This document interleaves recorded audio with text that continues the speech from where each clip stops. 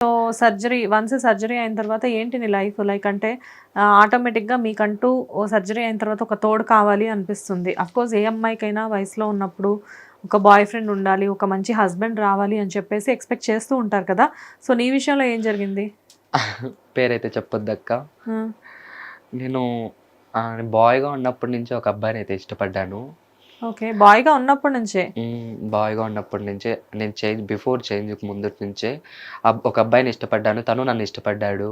ఉమ్, ఒక లివింగ్ రిలేషన్‌షిప్‌లో గూడా ఉన్నామక్క 2 ఇయర్స్ మేము అప్పట్లోనే. ఎప్పట్లో? బిఫోర్ సర్జరీయా? బిఫోర్ సర్జరీలోనే 2 ఇయర్స్ లివింగ్ రిలేషన్‌షిప్‌లో ఉన్నాము. ఎప్పుడైతే తను నన్ను అమ్మాయిలాగా చూడాలి అని అనుకున్నాడో, నేను సర్జరీ చేయించుకున్నానక్క తన కోసం. అలాగే నా హావభావాలను కూడా నేను కంట్రోల్ చేసుకోలేక తన కోసము నేను సర్జరీ చేయించుకున్నాను. చేయించుకున్న తర్వాత ఒక 1 ఇయర్ మంచిగానే ఉండుండే నాతో. వాళ్ళ ఫ్యామిలీ మాటలు వినేసి వేరే అమ్మాయితో పెళ్ళికి ఫిక్స్ అయిపోయిండు. అలా ఫిక్స్ అయిన తర్వాత నన్ను వాట్సాప్‌లో నార్మల్ నెంబర్ గానీ అన్నీ బ్లాక్ చేసేసిండు. బ్లాక్ చేసేసిన తర్వాత నేను వాళ్ళ ఫ్రెండ్స్ అందరిని గ్యాదర్ చేసి కనుక్కుంటే, ఇలా పెళ్ళుంది దగ్గరలో. నీకు తెలీదా ఇలా అలా అంటే, ఆ సమయంలో నేను సూసైడ్ అటెంప్ట్స్ గూడా చేసుకున్నానక్క. ఓహ్! ఆహా! బిఫోర్ సర్జరీనే నువ్వు అతనితో రిలేషన్‌షిప్ స్టార్ట్ చేసావా? అవునక్క. ఓకే. అలా అంటే అతనితో రిలేషన్‌షిప్ బిఫోర్ సర్జరీ అంటే నువ్వు అబ్బాయివే, అతను అబ్బాయే కదా! ఇద్దరు అబ్బాయిలు ఎలా రిలేషన్‌లో ఉన్నారు? The love is not addicted to gender అక్క.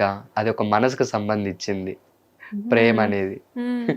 అలా మా ఇద్దరి మనసులు కలవటం వల్ల, మా ఇద్దరి మధ్య ప్రేమ పుట్టి, అలానే లివింగ్ రిలేషన్‌షిప్‌లో ఉన్నాము. హ్మ్. ఎప్పుడైతే తనకి పెళ్లి అని తెలిసిందో, మాది కేస్ కూడా జరిగింది. పెద్ద కేస్ అయిందక్క. హ్మ్. కేస్ అయిన తర్వాత ఇంక నార్మలే పెద్దలు కూడా ఏంటి ఇంక తను వంశం కావాలి గదా! ఇలా అలా అని చెప్పేసరికి, సో, నేనే ఇంక సర్దుకుపోయి పెళ్లయిపోయింది. పెళ్లయిపోయిన తర్వాత కూడా తను నాతో మాట్లాడిండక్క. హ్మ్. నా పొజిషన్ ఇలా ఉంది. నాకు నీతో ఉండాలనిపిస్తుంది. ఇలా అలా అని చెప్పేసని. మూవ్ ఆన్ అయ్యాను. ఇప్పుడు మళ్ళీ బ్రేకప్ అయిపోయిందక్క. వన్స్ అతనికి పెళ్ళైన తర్వాత కూడా నువ్వు మళ్ళీ అతనితో కొద్ది రోజులు కలిసున్నావా? కలిసున్నానక్క మర్చిపోలేక. అలా ఎలా ఉన్నావు? ఆల్రెడీ అక్కడ చీట్ అవ్వబడ్డావు కదా అతని దగ్గర. మనసు ఒప్పుకోవట్లేదక్క. దేనికి మనసు ఒప్పుకోవట్లేదు?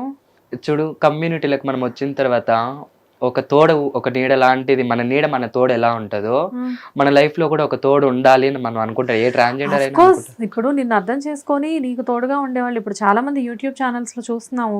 పెళ్ళిళ్ళు చేసుకొని హ్యాపీగా ఉంటున్నారు. వాళ్ళ లైఫ్‌ని వాళ్ళు లీడ్ చేస్తా ఉన్నారు బయట. కానీ ఆ! నీది అలా కాదు కదా! నీతో ఉండి నువ్వు తన కోసమే సర్జరీ చేయించుకొని అన్నీ చేసిన తర్వాత ఫైనల్‌గా అతను ఇంకొక అమ్మాయిని పెళ్లి చేసుకొని, మళ్ళీ ఆ అమ్మాయితో ఉండగానే మళ్ళీ నీ దగ్గరికి ఎలా వచ్చాడు? చెప్పలేమక్క. ఒక్కొక్కరి పిచ్చి ఎలా ఉంటదో. ఒకరు డబ్బు పరంగా రావచ్చు. హ్మ్. ఒకరు తన వ్యక్తిగతంగా మూవ్ ఆన్ అవ్వడానికి రావచ్చు. హ్మ్. తను ఇతనెందుకొచ్చాడు అసలు ఇంతకి నీ దగ్గరికి మళ్ళీ? నేనేం చెప్పగలనక్క. ప్రేమలో ఉన్నాను కాబట్టి ప్రేమ కోసం అనే చెప్పగలుగుతా. నువ్వు ప్రేమలో ఉన్నావు. అతను దేంట్లో ఉన్నాడు? డబ్బు కోసం వచ్చాడా? నీ బాడీ కోసం వచ్చాడా? లేకపోతే తన మూవ్ ఆన్ అవ్వడానికి తన అవసరాల కోసం వచ్చాడా? ట్రాన్స్‌జెండర్స్ లైఫ్‌లో ఏ అబ్బాయి అయినా గాని అక్క నేను వన్స్ బ్రేకప్ అయిపోయిన తర్వాత తెలుసుకున్నది ఏంటంటే, 4 గోడల మధ్య జరిగేదే ట్రాన్స్ లవ్వు. హ్మ్. నలుగురిలో మూవ్ ఆన్ అవ్వదు. 4 గోడల మధ్య ఏదైనా జరిగిపోతది. శారీరకంగా గాని, మానసికంగా గాని, డబ్బు పరంగా గాని, ఏ విధంగా అయినా గాని ఒక అబ్బాయి ఒక ట్రాన్స్‌జెండర్‌ని 4 గోడల మధ్యనే తను అర్థం చేసుకోగలుగుతాడక్క. హ్మ్. నలుగురిలోకెళ్ళిన తర్వాత మా ఫ్యామిలీ ఉంది. మా ఫ్యామిలీ ఇలా చూసుకుంటారు, అలా చూసుకుంటారు అని చెప్పేసని మనల్నే బ్లేమ్ చేస్తారు. హ్మ్. సో, అలాంటి ట్రాన్స్‌జెండర్స్‌కి చాలా మంది ఫేస్ చేశారు. అందులో నేను గూడా ఫేస్ సరే, చేశానక్క. నువ్వు మళ్ళీ లవ్ చేసావు అతన్ని. అతను పెళ్ళైన తర్వాత వచ్చాడు నీ దగ్గరికి. వాళ్ళ వైఫ్‌ని వదిలిపెట్టి వచ్చాడా? వాళ్ళ వైఫ్‌కి తెలియకుండా వచ్చాడా? వాళ్ళ వైఫ్‌కి తెలియకుండానే వచ్చాడు. ఆ! తెలిసిపోయింది అక్కకి. ఆ! అక్కకి ఓహ్! తెలిసిపోయిన మీరు తర్వాత రిలేషన్స్ కూడా మెయింటైన్ చేసారా? అక్క అని చెప్తున్నావు. సర్లే చెప్పు. ఆ! తెలిసిపోయిందక్క అక్కకి. తెలిసిపోయిన తర్వాత అక్క 3 ఆర్ 4 టైమ్స్ నాకు ఫోను చేసి తిట్టడాలు, ఇలా అలా జరిగింది. ఇంకా ఏం చేసుకోలేం గదక్క! తనకంటే ముందు నుంచే నేను తనతో రిలేషన్‌షిప్‌లో ఉన్నాను. హ్మ్. మధ్యలో ఆ అక్కొచ్చి మ్యారేజ్ చేసుకున్నారు. హ్మ్. కానీ ఇప్పుడు అతను రిలేషన్‌షిప్‌లో నీతో బిఫోర్ మ్యారేజ్ ఉన్నాడు. అది ఉన్నాడక్క. యాక్సెప్టబుల్. తనకిష్టమైంది, నీకిష్టమైంది. కానీ అతనికి ఆల్రెడీ మ్యారేజ్ అయిపోయిన తర్వాత నువ్వు కూడా అతని దగ్గరికి రానివ్వడం తప్పు కదా! ఎందుకంటే నీ వల్ల ఇంకొక అమ్మాయి సఫర్ అవుతుంది కదా అక్కడ. అది ఇప్పుడు తెలిసిందక్క నాకి. హ్మ్. ఇప్పుడు తెలిసింది కాబట్టి నేను కొంచెం దూరం పెట్టేసా. తర్వాత ఆ మ్యారేజ్ తర్వాత ఎంతకాలం నీతో మళ్ళీ తను ఉన్నాడు? 1 ½ ఇయర్ ఉన్నాడక్క. 1 ½ ఇయర్ ఉన్నాడా? ఆ! ఓకే. ఆ 1 ½ ఇయర్‌లో మీకు గొడవలు రావడం కానీ కొట్టాడక్క చాలా మస్తు కొట్టిండు. బిఫోర్ మ్యారేజ్ కొట్టేవాడా? బిఫోర్ మ్యారేజ్ అంతగా ఉంటది కానీ ఆఫ్టర్ మ్యారేజ్ అప్పుడు మస్తు కొట్టాడక్క నన్ని. ఏ- నేను ఎవరితోనో మాట్లాడితే చాలు వాళ్ళకి నాకు అక్రమ సంబంధాలు అంటగట్టేటాలు. ఆ, ఎవరైనా ఒక ఇప్పుడు తెలిసిన వ్యక్తే ఉంటాడు, మనతో పాటు చదువుకున్న వ్యక్తే ఉంటాడు. ఉమ్, ఆ అబ్బాయితో మాట్లాడినా కూడా అరే ఏంటి నువ్వు మాట్లాడుతున్నావు ఇలా ఉమ్, అలా అని చెప్పేసి అని కొట్టేవాడు. ఉమ్. చాలా మెంటల్గా నాకు ఇది చేసేసినాడు అక్క అబ్బాయి. కొట్టడం అంటే లైక్ నీ మీద అనుమానమా? అనుమానంతో కొట్టడము, లేదా ఇంకొకరికి దక్కకూడదు అని చెప్పేసి అని కొట్టడము, అలా చేసి పిచ్చి కొట్టడు కొట్టేవాడు అక్క. ఎక్కడైతే నాకు సర్జరీస్ అయ్యాయో ఆ ప్లేసెస్లో కొట్టేవాడు. రీసెంట్గా కూడా పెద్ద గొడవ జరిగింది అక్క. ఆ గొడవలో నుంచి ఇప్పుడు కూడా బయటికి రాలేకపోతాను. అంటే అది కాదమ్మా, ఇప్పుడు తనకి మ్యారేజ్ అవ్వకముందు మీరిద్దరు లివింగ్లో ఉన్నారు కదా, లివింగ్లో ఉన్నప్పుడు ఎన్ని ఇయర్స్ ఉన్నారు లివింగ్లో? నువ్వు అబ్బాయిగా ఉన్నప్పటి నుంచి 6 years ఉన్నాము అక్క. 6 years లివింగ్లో ఉన్నప్పుడు ఒక మనిషితో నువ్వు 6 years ట్రావెల్ చేసావంటే అసలు అది మోర్ దెన్ ఎనఫ్ టైం.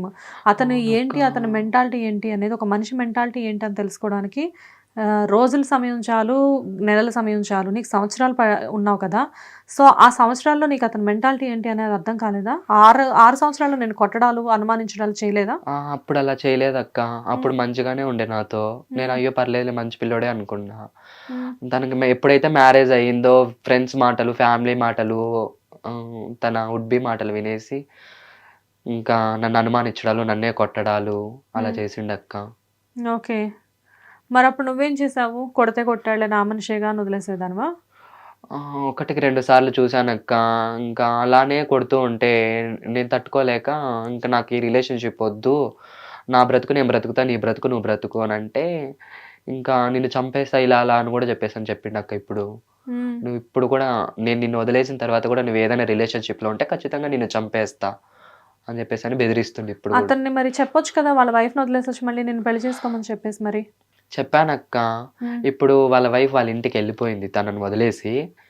అప్పటి నుంచి నీ వల్లనే నా పెళ్ళాం వెళ్ళిపోయింది అని చెప్పేసని కొట్టడాలు. హ్మ్. ఇప్పుడు వెళ్ళిపోయిన పెళ్ళాం మళ్ళీ మెసేజ్ చెయ్యదు కదక్క. హ్మ్. తను మెసేజ్ చేస్తుండే, ఇన్‌స్టాగ్రామ్‌లో మెసేజ్ చేస్తుంది, వాట్సాప్‌లో మాట్లాడుతుంది, నార్మల్‌గా కాల్స్ మాట్లాడుకుంటున్నారక్క. హ్మ్. ఇవన్నీ నేను అడిగితే నాకొక ప్రూఫ్ కావాలి అని అంటున్నాడు. ఓకే. అంటే ఇప్పుడు నువ్వు జనరల్‌గా నువ్వు అతని మ్యారేజ్ అయిన తర్వాత నువ్వు పిలవలేదు అతన్ని. అతనంతట అతనే నీ దగ్గరికొచ్చాడు నేను మర్చిపోలేకపోతున్నాను అని చెప్పేసేసి. లేదక్క, నేను అంతకుముందు పూర్తిగా లవ్‌లో మునిగిపోయిండే అతనితో. హ్మ్. మునిగిపోయిన తర్వాత వన్స్ నేను కాల్ చేసి మాట్లాడాను. నెంబర్ కూడా చేంజ్ చేసేసింటే వాళ్ళ ఫ్రెండ్స్ ద్వారా నేను గ్యాదర్ చేసి ఆ నెంబర్ కనుక్కొని నేను ఫస్ట్ మాట్లాడానక్క. హ్మ్. మాట్లాడిన తర్వాత కూడా అతను జరిగిందేదో జరిగిపోయింది, అయ్యిందేదో అయిపోయింది. ఒక ఫ్రెండ్‌లాగా ఉందాము అని ఇలా అలా అని చెప్తే, నేను ఫ్రెండ్‌లాగా అయితే నేను ఉండలేను నీతో. మనం ఇన్ని రోజులు ఎలాగైతే లివింగ్ రిలేషన్‌షిప్‌లో ఉందామో అలానే ఉందాము. అటు నువ్వు అక్కతోనే ఉండు, ఇటు నాతో మంచిగానే మాట్లాడుతా ఉండు అని చెప్పేసి అంటే, లేదు ఫ్రెండ్‌షిప్‌గానే ఉందాం ఇలా అలా అంటే, సరేలే ఎంతో పోయింది నా లైఫు. ఇది కూడా పోయిందని నేను అనుకుంటానులే. ఫ్రెండ్‌గా అయితే నాకు వద్దు అని చెప్పేసి నేను నెంబర్ బ్లాక్ చేసి పెట్టేసానక్క. హ్మ్. తర్వాత వేరే నెంబర్ నుంచి ఫోన్ చేసి లేదు ఇప్పుడు నువ్వు నాకు ఇలానే కావాలి, లవ్‌గానే ఉందాం ఇలా అలా అని చెప్పేసి అని అనేసరికి ఇంకా నేను కోరుకున్న జీవితం కూడా అదే కదక్క. హ్మ్. ఆ జీవితం కోసం నేను కానీ ఇక్కడ నీ స్వార్థం నువ్వు చూసుకున్నావని నీకు అనిపించలేదా? ఎందుకంటే అతను ఫస్ట్ ఒప్పుకోలేదు. తన భార్యతో తను ఉంటాను అని చెప్పేసి అన్నాడు. నువ్వు సరేలే అని చెప్పేసి ఇప్పుడు ఏదైతే నువ్వు బ్రేకప్ చేసుకున్నావో ఆ బ్రేకప్ ఏదో నువ్వు అప్పుడే చేసుకొని ఉంటే వాళ్ళ ఫ్యామిలీ అయినా అట్లీస్ట్ హ్యాపీగా ఉండేది. కానీ అతను తిరిగి రావడం వల్ల అతని చేతిలో నువ్వు అతని నోట్లో మాటలు పడ్డావు, అతని చేతులతో దెబ్బలు తిన్నావు, అవమానాలు ఎదుర్కొన్నావు. అవునక్క. అంటే నీ సెల్ఫ్ రెస్పెక్ట్ నీకు అతను ఏమన్నా ఇవ్వడం కానీ, మనీ వైజ్గా కానీ, లేకపోతే ప్రాపర్టీస్ వైజ్గా కానీ, బంగారం కానీ ఏమన్నా ఇచ్చాడా? మనీ వైజ్ గాని, ప్రాపర్టీ, బంగారం ఏది ఇవ్వలేదక్క. నువ్వేమన్నా ఇచ్చావా? అంటే కేస్ జరిగినప్పుడు తను నాకు నష్టపరిహారం కట్టిండు. ఓకే. ఏదైతే తన వల్ల నేను కోల్పోయానో అది నాకు ఇచ్చిండు. తర్వాత ఆఫ్టర్ మ్యారేజ్ తర్వాత నేను పెట్టానక్క, తనకి మళ్ళీ కూడా పెట్టాను అమౌంట్. హ్మ్. అడిగినప్పుడల్లా పెట్టాను థౌజండ్స్‌లో అలా. హ్మ్. వాళ్ళ ఫ్యామిలీకి కూడా కొంచెం మనీ పరంగా నేను హెల్ప్ చేశానక్క. హ్మ్. వాళ్ళ ఫ్యామిలీస్ ఏంటంటే ఒక మనీ పరంగా అయితేనే నాకు కాల్ చేస్తారక్క. తను నన్ను కొట్టినప్పుడు కూడా వాళ్ళ మమ్మీకి ఎవరైతే ఉన్నారో వాళ్ళకి కాల్ చేసి చెప్పినప్పుడు తను రిసీవ్ చేసుకోలేదక్క నన్ని. హ్మ్. ఎందుకు కొట్టిండు, మీరు మామూలేలే ఇట్లా అట్లా అని. హ్మ్. మళ్ళీ మనీ కావాల్సి ఉంటే వెంటనే తిరిగి మళ్ళీ కాల్ చేసి అడిగేదక్క నన్ను మనీ. వాళ్ళ మదరా? హ్మ్. ఓ, డబ్బుల కోసం నిన్ను ఫ్యామిలీ మొత్తం వాడుకునేవాళ్ళు. వాడుకునిందక్క. ఓకే. డిఫరెంట్ గా ఉన్నారు చక్కగా. అంటే వాళ్ళకి అవసరమైనప్పుడు వాళ్ళు యూజ్ చేసుకునేవాళ్ళు, బట్ నీకు ఏదైనా కష్టం వచ్చినప్పుడు మాత్రం పట్టించుకునేవాళ్ళు కాదు. కారక్క. బట్ ఎనీవేస్ అసలు ఇప్పుడేంటి స్టోరీ మరి? ఇప్పుడు నువ్వు అతనితో ఉంటున్నావా లేదా? లేదక్క, ఉండదలుచుకోలేదు, నాకు వద్దక్క. ఎప్పుడు నేను ఇంక ఇలానే సింగిల్ గా ఉండి ఫ్యామిలీని చూసుకోవాలి, కమ్యూనిటీలో ఒక మంచిగా ముందుకు మూవ్ ఆన్ అవ్వాలి, ఇండస్ట్రీలోకి అడుగు పెట్టాలి అని చెప్పేసి అని ఒక ఉద్దేశంతో నేను అక్కడి నుంచి ఇక్కడికి వచ్చేసాను అక్క. ఎంతకాలం అవుతుంది మీ ఇద్దరికి బ్రేకప్ అయ్యి కంప్లీట్ గా? కంప్లీట్ కానక్క 1 వీక్ అవుతుంది. 1 వీకా? అవునక్క. అదేంటి ఈ మధ్య కాలంలోనే అక్క గొడవ జరిగింది. ఓకే, 1 వీక్ క్రితం బ్రేకప్ అయింది, దాన్ని బ్రేకప్ అంటారు. ఈ 1 వీక్ లో మీ ఇద్దరు మాట్లాడుకోలేదా? ఒక్కసారి కూడా మాట్లాడుకోలేదు అక్క. ఓకే, అతన్ని కాల్ చేయడం, నువ్వు అతనికి కాల్ చేయడం ఏది? కాల్ చేసింది అతను, నేనే రిసీవ్ చేయలేదు. వాట్సాప్ లో ఒక్కరోజు బ్రేకప్ ఏ రోజు అయితే అయిందో ఆ రోజు నైట్ మొత్తం చాటింగ్ చేశాను అక్క. ఇంక ఇలానే ఉందాము, ఇంకొద్దు అని చెప్పేసి అని.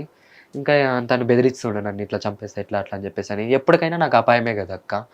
అందుకని చెప్పేసి అని ఏదైతే అది కానీలే, నా లైఫే స్పాయిల్ అయిపోయింది, ఇంకా నా ప్రాణం ఒకటే కదా మిగిలింది అని చెప్పేసి అని నేను గట్టిగా నిర్ణయం తీసుకొని వచ్చేసాను అక్క. ఓకే, ఇప్పుడు నువ్వు అతని దగ్గర నుంచి నీకు థ్రెట్ ఉంది అని చెప్పేసి నువ్వు అనుకుంటున్నావా? ఓకే, సో బట్ నువ్వేంటి ఫైనల్ గా మళ్ళీ అతను వచ్చేసేసి ప్లీజ్ ఇంకా అయిపోయింది, ఏదో అయిపోయింది, ఇంకా నుంచి నేను ఇంతకు ముందులానే ఉంటాను, ఇదంతటితో వదిలేసేద్దామని చెప్పేసి అనగానే కరిగిపోయి కాళ్ళ మీద పడిపోయి హగ్ చేసుకుంటావా? నిజంగా చెప్తాను, అస్సలు నాకు వద్దే వద్దక్క ఆ రిలేషన్, ఏ అబ్బాయితోనే వద్దు, అసలు ఆ అబ్బాయితోనే వద్దు, నాకు ఏ అబ్బాయితోనే వద్దక్క, అసలు రిలేషన్షిప్ వద్దు. అతనితో ఉన్నప్పుడే నేను అనుకున్నాను అక్క, ఇప్పుడు ఒక ఆడనక్క ఉంటది, ఆ ఆడనక్క చనిపోయిన తర్వాత మగనక్క లైఫ్ టైము తను, ఆ మగనక్క బ్రతికినంత కాలం ఒంటరిగానే బ్రతుకుతుంది అక్క. అలా హంస కూడా అంతే. ఆ హంసల మధ్య డివోర్స్ అనే 1% కూడా ఉండదు, లైఫ్ టైం అవి ఎప్పుడు కలిసే ఉంటాయి. అలాగే సీ వాటర్స్ ఉంటాయి కదా అక్క, అవి కూడా అంతే. అసలు అవి పడుకునేటప్పుడు కూడా చేతులు ఇలా పెట్టుకొని పడుకుంటాయి, ఎప్పుడు నిద్రలో అయినా మన చేయి ఎప్పుడు విడిపోకూడదు అని చెప్పేసి అని. అలాంటి ప్రేమ చూడు, ఆలోచన లేని విధానం జంతువులు కూడా తన లైఫ్ని ఇలా కలిసే బ్రతుకుతాయి. మనకంత ఆలోచన జ్ఞానం ఉండి ఇది మంచి ఇది చెడ్డు అని తెలిసే స్వభావం మనకుంది, అంత ఉండి కూడా మనం ఎందుకు బ్రతకలేమక్క? అది నేను తెలుసుకొని పక్కకు వచ్చేసాను అక్క, నాకు వద్దు, ఏ లివింగ్ రిలేషన్షిప్ వద్దక్క నాకు. హిట్ టీవీ యాప్, ఇందులో short news, live news, entertainment shows, movies, digital magazines తో పాటు మీ జిల్లా వార్తలను కూడా ఫ్రీగా చూడొచ్చు. అంతేకాదు కేజీ నుంచి పీజీ వరకు విద్యార్థులకు స్కాలర్షిప్ కూడా అందిస్తున్నాం. ప్రతి వారం 10 మందికి లక్కీ డ్రా ద్వారా ఒక్కొక్కరికి 10,000 రూపాయలు అందిస్తున్నాం. ఇంకెందుకు ఆలస్యం, వెంటనే హిట్ టీవీ యాప్ ని డౌన్లోడ్ చేసుకుని ఫ్రీగా ఎంటర్టైన్మెంట్ పొందండి. Hit TV app, hit TV app, please download hit TV app. Hit TV app ని ఫ్రీగా డౌన్లోడ్ చేసుకొని ఎంజాయ్ చేయండి. మీకు నచ్చిన ఎంటర్టైన్మెంట్ కోసం హిట్ టీవీ యాప్ ని ఫ్రీగా డౌన్లోడ్ చేసుకొని ఎంజాయ్ చేయండి. హిట్ టీవీ యాప్ ని డౌన్లోడ్ చేసుకుని ఆస్వాదించండి, ఆశీర్వదించండి. ఇంతమంది సెలబ్రిటీలు హిట్ టీవీ యాప్ ని డౌన్లోడ్ చేసుకోండి అని చెప్తున్నారంటే ఎంత మంచి యాప్ ఆలోచించండి. అమెరికా అమెరికా అమెరికా అమెరికాలో చదవాలనుకునే వాళ్ళకి విశ్వసనీయమైన పేరు మన శౌర్య కన్సల్టెన్సీ. UK లో 1 year masters, UK లో 1 year masters, 2 years work permit up to 5 years visa. Contact Saurya Consultancy. Contact 89851 89851.